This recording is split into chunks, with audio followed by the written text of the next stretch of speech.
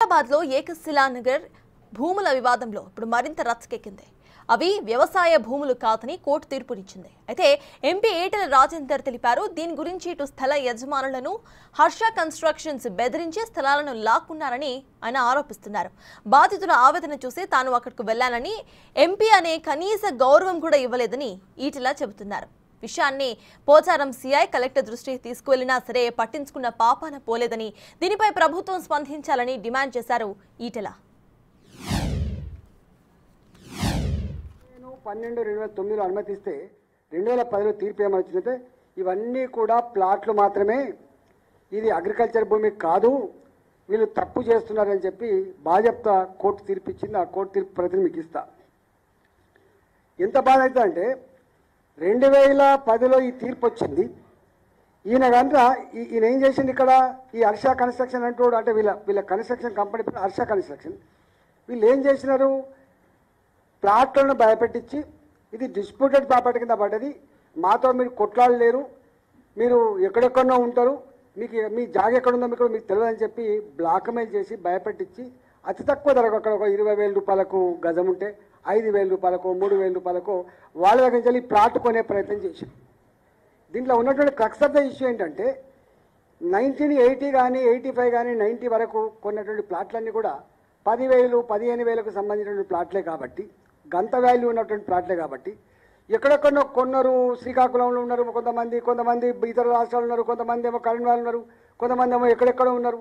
ఈ ప్లాట్లు ఎక్కడున్నాయి, ఈ ప్లాట్లు ఏమవుతుందో నిత్యం చూసేవాళ్ళు కాదు కాబట్టి, చిన్న ప్లాట్ కాబట్టి ఇవాళ దాన్ని ఆసరా చేసుకొని ఇగో ఈ లోన్ ఎత్తుకొని ఈ భూమిని కబ్జా పెట్టే ప్రయత్నం చేస్తే తెలిసిన తర్వాత వెంటనే కోర్టుకు పోతే కోర్టు ఇది పనిచేసింది.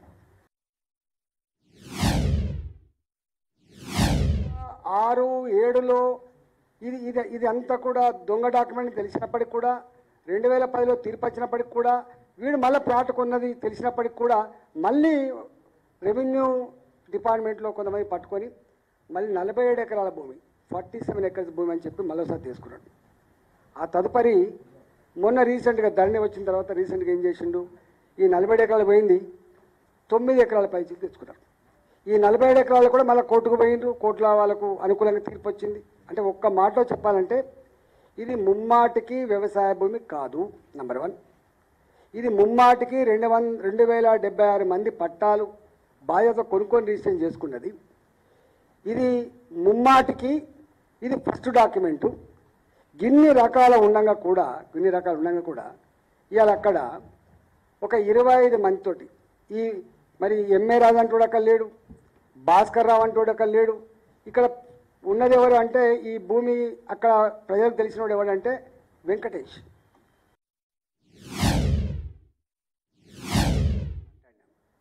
కలెక్టర్ గారు గింత గ్లేరింగ్గా దుర్మార్గం జరుగుతూ ఉంటే, సిపి గారు గింత గ్లేరింగ్గా మీరు దుర్మార్గం జరుగుతూ ఉంటే ఎందుకు మీరు పట్టించుకోవట్లేదు? ఎన్నిసార్లు పోచారం సిఐ గారికి దరఖాస్తు పెట్టుకున్నా ఒక్కనాడు కూడా వీళ్ళ రిస్క్ వచ్చే ప్రయత్నం చేయలేదు, వాళ్ళు కాపాడే ప్రయత్నం చేయలేదు.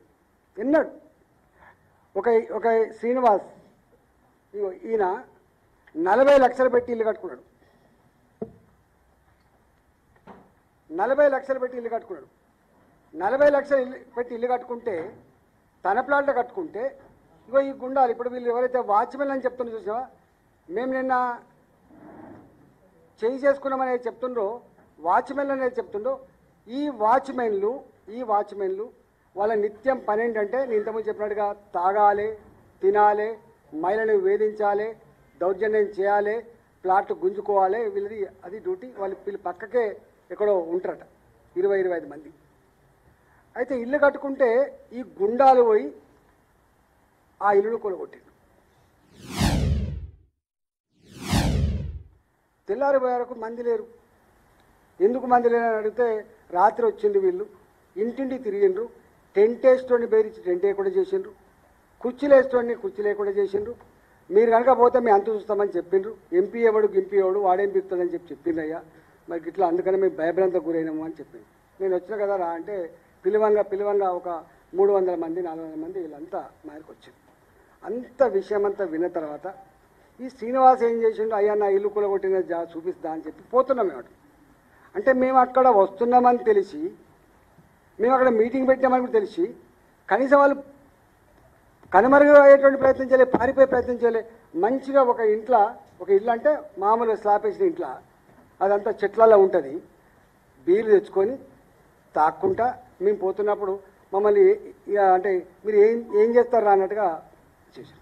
పోదాంపా అన్న అంటే వీళ్ళు అన్నారు వెంటనే, అన్న వీళ్ళే అన్న మమ్మల్ని ఇన్ని నెలలుగా వేధిస్తున్న వాళ్ళు, ఇన్ని నెలలుగా మా రక్తాన్ని కలచూస్తున్న వాళ్ళు, ఇన్ని నెలలుగా మా భూములన్నీ కూడా భయభ్రాంత కూర్చొని గుంజుకుంటున్న వాళ్ళు, ఇగో అసలు అక్కంటాడు వాళ్ళ గుండాలంతా వీళ్ళు ఉన్నారని అంటే మేము అక్కడికి పోయినాం. పోతే వాడు మమ్మల్ని చూసి కూడా వాడు కనీసం మర్యాద లేదు. అంటే ఎంపీ అంటే గౌరవం లేదు, ఎమ్మెల్యే అంటే గౌరవం లేదు, ప్రజలు అంటే గౌరవం లేదు. 160 ఎకరాల భూమిని ఎవడు కన్నెత్తి చూడలే. ధరణి వచ్చిన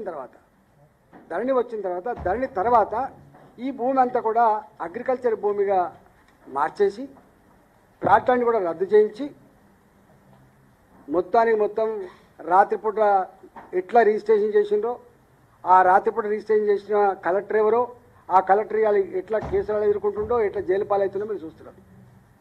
విలువ 1000 కోట్ల రూపాయల విలువైన భూమి. ఇక్కడ అర్థం ఏంటంటే, ఆనాడు ఆ 10,000 రూపాయలు పేదోడికి చాలా ఎక్కువ. ఇవాళ 10 లక్షల రూపాయలు, కోటి రూపాయలు ఆ ప్లాట్కు పెరిగితే ఈ పేదవాళ్ళు అనుభవించకుండా ఇగో ఈ దుర్మార్గులు, ఈ గుండాలు, వాళ్ళకు సహకరించే అక్కడక్కడ పోలీసులు, వాళ్ళకు సహకరించే రెవెన్యూ అధికారులు, వీళ్ళు